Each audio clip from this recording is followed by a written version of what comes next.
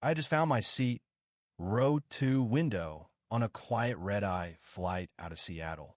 I was settling in, hoodie up, earbuds in, when this tall man in a Navy uniform stepped into the aisle beside me. He had that air of authority that clung to him like starch in his shirt. He looked me over and said, not even bothering to lower his voice, "Coach is that way, miss. You're in the wrong cabin. No introduction. No smile. No, may I see your boarding pass?" Just assumption, dressed up as professionalism. I was 17. It was my first trip alone. A graduation gift from my mom. Round trip to Tokyo. I've been counting down the days, obsessing over ramen spots and neon neighborhoods. But clearly, none of that mattered now. Not to him. I remember holding my book a little tighter. The bell jar, ironically. I looked up at him and said, "Actually, this is my seat."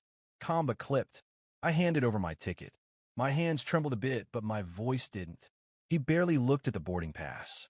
"Probably slipped past check-in," he muttered, loud enough for a nearby passenger to give me a look, the kind that makes you feel like your skin doesn't fit right. I felt my face burn, not from shame, but from that sharp, tight kind of rage you feel when someone decides who you are without even asking. The flight attendant, Melissa, I think, stepped in. "Captain Shaw, her boarding pass checks out," but he brushed her off like lint. "Security needs to handle this," he snapped. "She can't sit here." He wasn't just questioning my seat. He was questioning my right to be there. And that's the thing.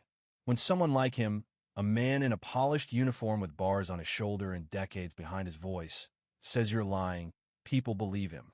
Every time. Well, not every time, because I call my mom. Now, you should know, my mom isn't just my mom. She's Evelyn Maddox, founder and CEO of Maddox Freight Systems, one of the biggest logistics firms west of the Rockies. She's the reason half the cargo that comes through the Pacific gets where it's going.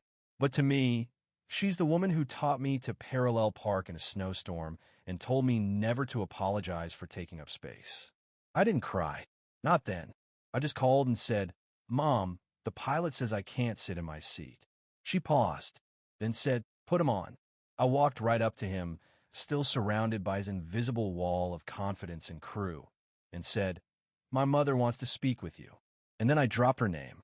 The change was instant, like someone unplugged the tension from the air. He didn't take the phone, of course.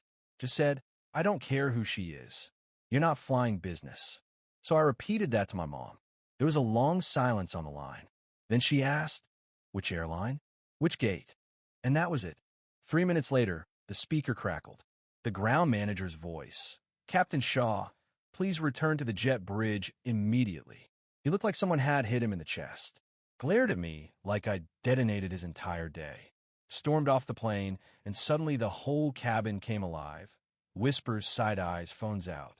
One guy across from me, some app developer with a giant Instagram presence, filmed the entire thing. It was on social media before the plane even turned around. The flight got canceled. Passengers were angry, and I just sat there, heart pounding, trying to understand how it all escalated so fast. The captain didn't just lose the argument. He lost control of the flight, of the narrative, and later, of everything else.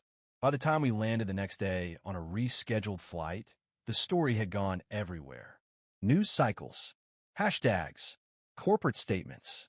Captain Shaw was suspended, then fired. What no one said publicly was this: my mom's company was that airline's biggest freight account. A multi-year contract, gone overnight. But it didn't end there. 2 weeks later, I was sipping matcha at a quiet cafe in Shibuya, scrolling through the headlines when I saw his face again. Shaw, terminated, publicly disgraced. His wife had filed for divorce. His kids pulled out of their fancy private school. Just like that, his life cracked in half.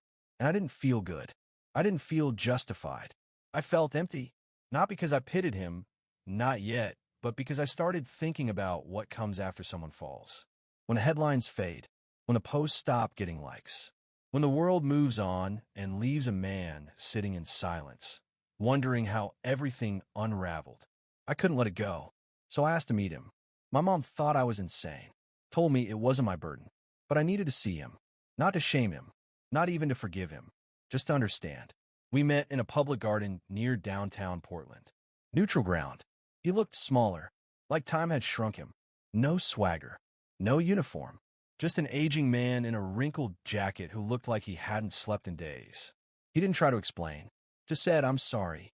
I honestly don't know what made me say what I said. I didn't even think, I just reacted. And by the time I realized, it was too late." And you know what? I believed him. Not because I wanted to, but because I could see the cracks in him. I told him, "I didn't want this to happen to you. I just wanted to be treated like I belonged." Then something spilled out before I even knew it was there. "I forgive you." It didn't undo anything. His life was still in pieces, and mine would always carry that moment. But something shifted. Years later, I still talk about it. Not because of the drama, but because this kind of thing, bias in uniform, power backed by assumption, it happens every day. And sometimes, all it takes to break that cycle is one voice. Even if it's trembling. Especially if it's trembling. I think about that day more often than I admit. Not because I'm proud of what happened, though I stood my ground, but because it showed me something I can't unsee now. Power is fragile. Reputation? Fleeting.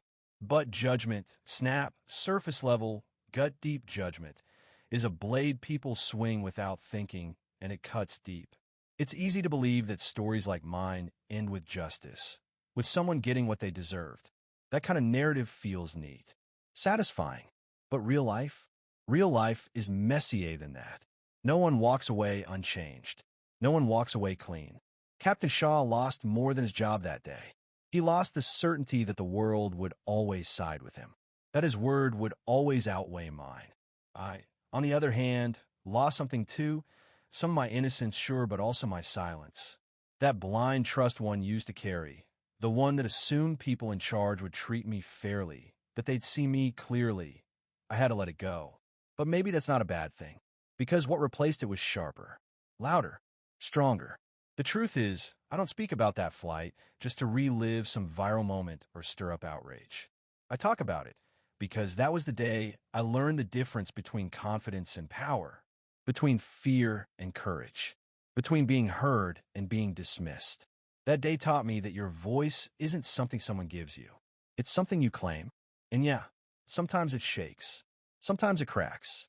But when you use it, really use it, people listen, even the ones who didn't want to.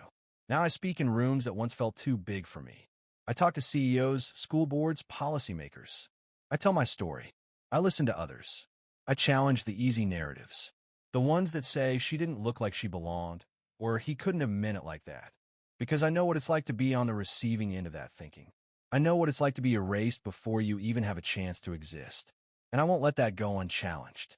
But I also talk about something else, about grace. About what it means to hold someone accountable without burning them to ash. About the delicate, complicated work of forgiveness. Because I said to Captain Shaw in that park that I forgave him, it wasn't for him. It was for me. I didn't want to carry his mistake forever. I didn't want that moment to define the rest of my life. Forgiveness isn't forgetting. It's releasing. It's saying, you don't get to live in my head anymore.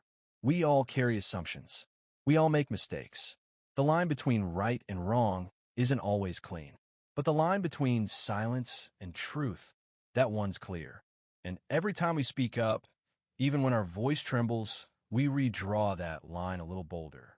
So if you've ever been talked down to underestimated, mistaken for something smaller than you are, know this. You're not alone. And if you've ever been the one who made the assumption, who jumped to the wrong conclusion, maybe it's time to ask yourself why. Because sometimes all it takes is one moment to change someone's life for better or worse.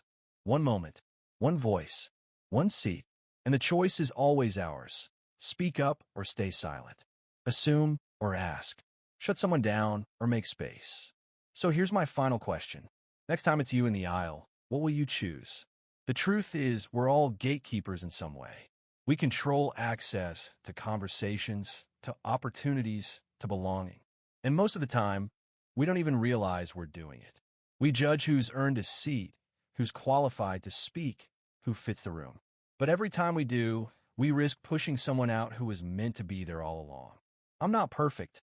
I've caught myself making assumptions too. But that's the work, unlearning what we've absorbed, asking better questions, listening more carefully, leading with curiosity instead of control. Because real change doesn't come from viral moments.